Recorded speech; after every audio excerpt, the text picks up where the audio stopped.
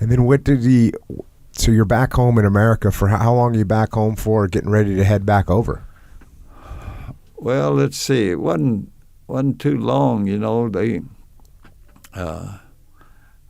I had to go over there. I told you I had to go to the hospital and be treated for, we called it Chinese crud, and it was just breaking out, kind of like, I always thought it was kind of like athlete's foot over their whole body. And the only treatment, they'd put some kind of blue medicine on us and everything. And so I was over here in the Balboa hospital for nearly a month before I was released from there, before I got rid of. There was a lot of us in that same position, And then back on another ship to head back overseas? Well, we trained over here for a couple of months, and then we was trained up to go overseas, and we make practice invasion of one of the little islands off of here, and we invaded it, practicing, and when we got there, we lined up on the beach, and we kept sitting there waiting to be told to move on in or something like that. We sat there and everything.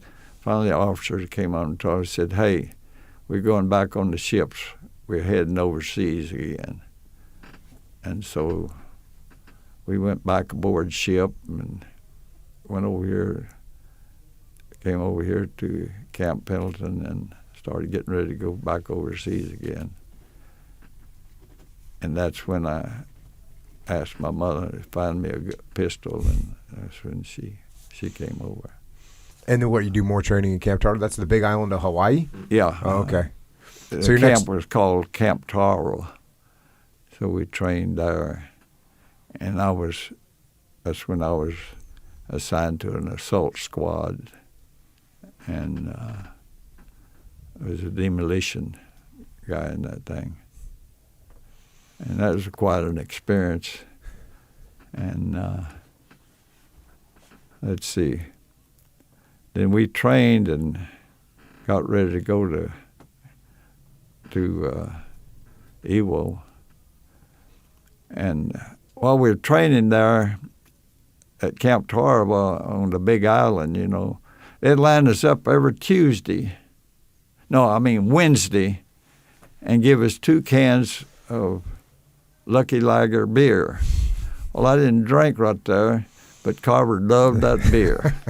And so I would give my 2 to him, and he would take and hide those and drink his 2 with the boys, And he swore me to secrecy. Don't you tell anybody that I got to.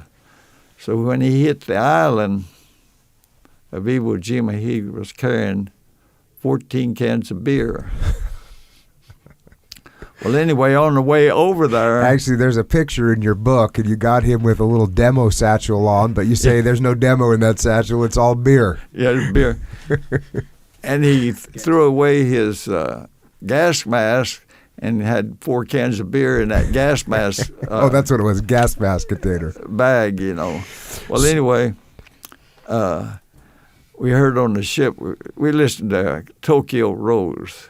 We like to listen to her because she played good music, and she's supposed to be breaking our morale down, but she was helping our morale. Well, she said, "Well, I hear that the Marines," she always said, "Well, I heard that the little Marines are going to be hitting one of our islands soon." And she said, "They better bring their gas mask." And we heard that, And I said, "Carver, what you going to do?" "I'm going to shoot you." And so they didn't use gas on us, thank goodness. Did you, when do you find out, back then, when did you find out, hey, the target is Iwo Jima, that's where you're going? When did you start getting that briefing and know where you're actually heading? Was that once you're on board the ships? Yeah, we were on the board ship before we